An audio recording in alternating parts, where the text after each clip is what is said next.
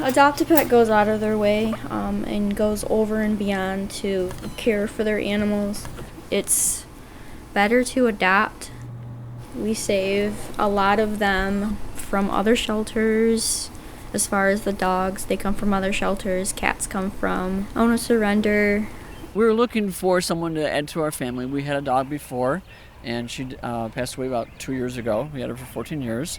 My wife was looking on the internet and came across Adopt-A-Pet Fenton and saw Finn and said, we need to go check this one out, and Finn is the one we're adopting. And we're just delighted. So when someone comes into Adopt-A-Pet, the first thing we want to do is have a conversation with you and figure out what you're looking for, what other pets you have in the household, what your ideas of what a dog or cat would be doing with you, whether it's a dog to go outside and hike with you or play, or just someone to cuddle on the couch with you. So we want you to think about what your needs really are so that we can help match you to one of our animals. We were looking for a dog about 25, 30 pounds that we felt would be a good match for our family, good fit. If you have other dogs at home, a lot of times we like to introduce dogs if you're bringing another dog into the home. If you rent, we do need to see your lease and make sure there aren't any pet restrictions. We do need to hear from all the adults in the households that they're in agreement into bringing this pet into your home. Once you find a dog or a cat that seems like it's going to be a good match, and we've talked with you about the animal, we sit down with you and go over the paperwork. They gave us a lot of information. They were really timely when I was sending emails and invited us to come right out.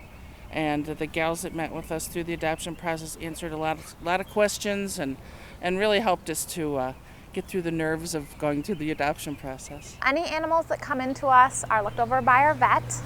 Most of the time they will come in dehydrated, so then we'll have to give them sub-Q fluids, which will keep them hydrated. We make sure everybody is spayed and neutered. Everyone has a microchip ready to go home with you, and that's included in the adoption fee. And they're up to date on their vaccinations. They've received any other medical care they need. When you see them going to a good home, how does that feel? You cry inside.